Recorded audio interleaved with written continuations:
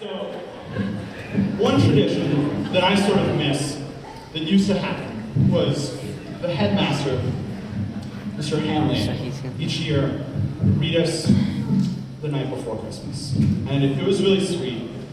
And this year, we decided... Okay, I wasn't here, I don't know what he read. He read something about Christmas, and it was... I'm kind of dying!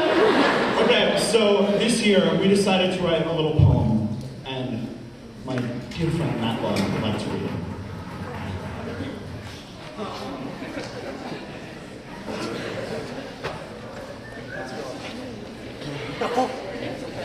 And I'll help him out every now.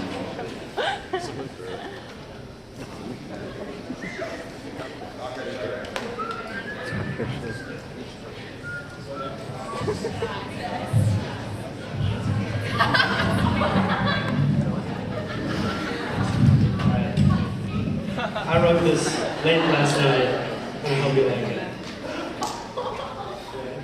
What's that? Every student at Pingree liked Christmas a lot, but that mean Mr. Raby, who lived just north of Pingree, did not. Mr. Raby hated Christmas, the whole Christmas season. Now, please don't ask why, no one quite knows the reason.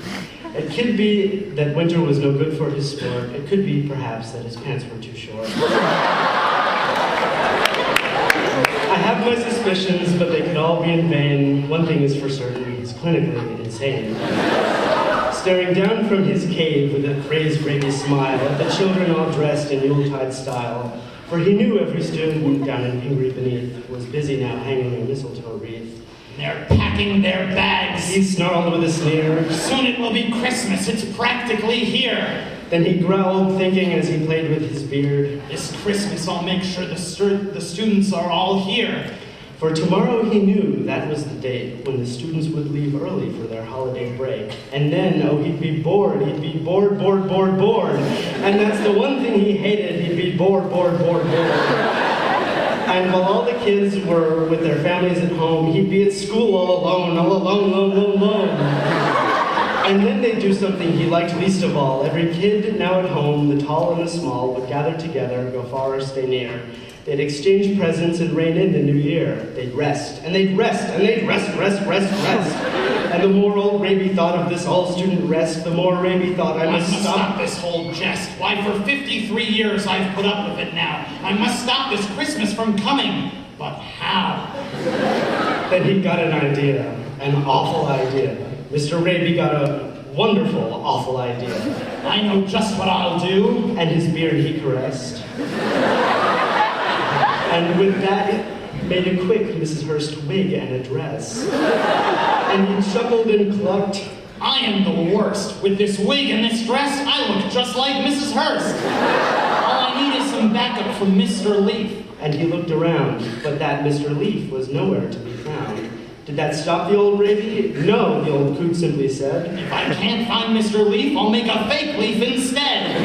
So he called his friend Naz and dyed dark his gray hair and gave him a tacky tie and glasses and said, There. You look just like Mr. Leaf. Raby began, to which Naz quickly replied, I just want 3 cans.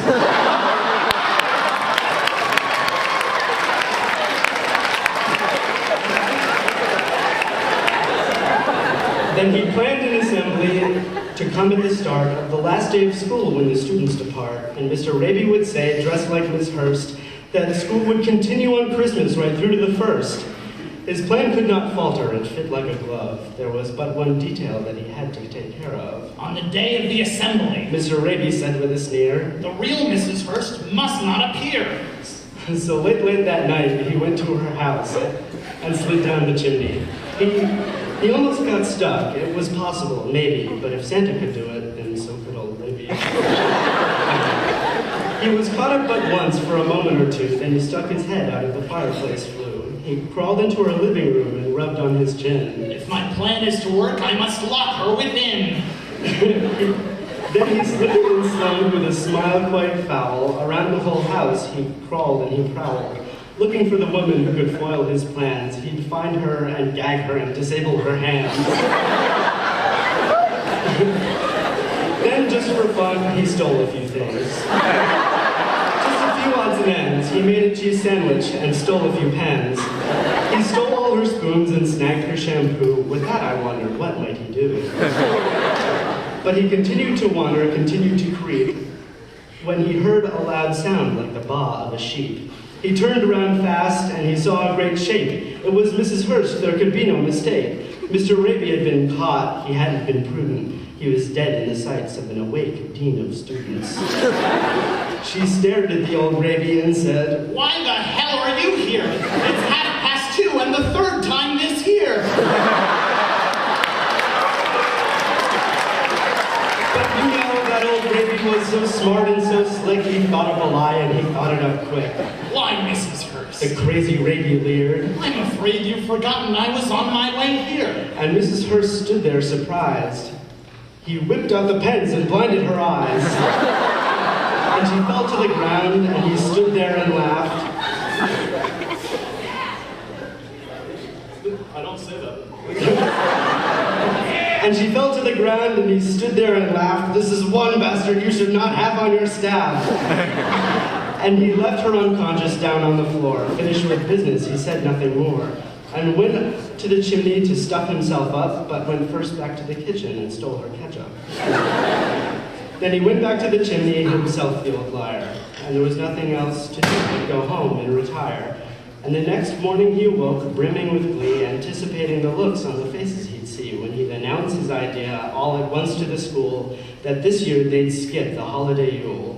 So he put on the wig, he put on the dress, applied some quick makeup so that no one would guess that it was not Mrs. Hurst who was trapping them here, but Mr. Raby in disguise making Christmas disappear.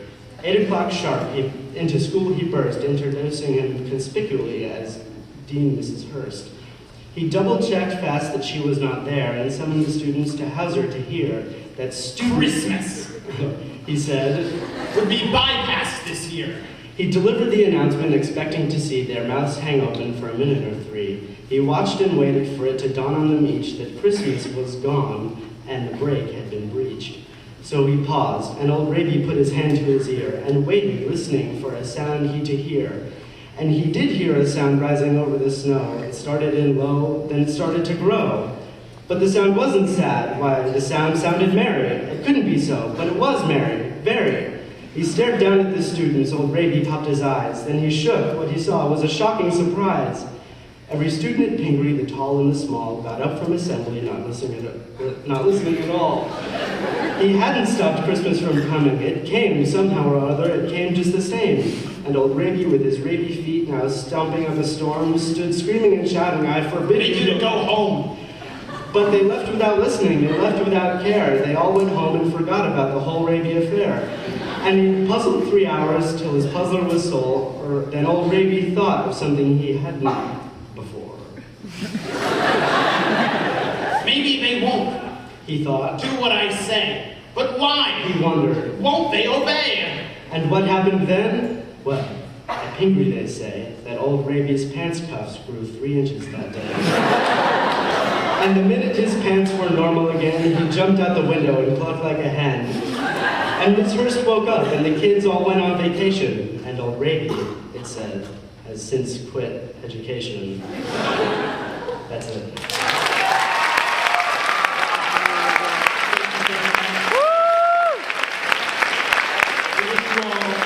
A very happy holiday. Merry Christmas, Happy Hanukkah, Happy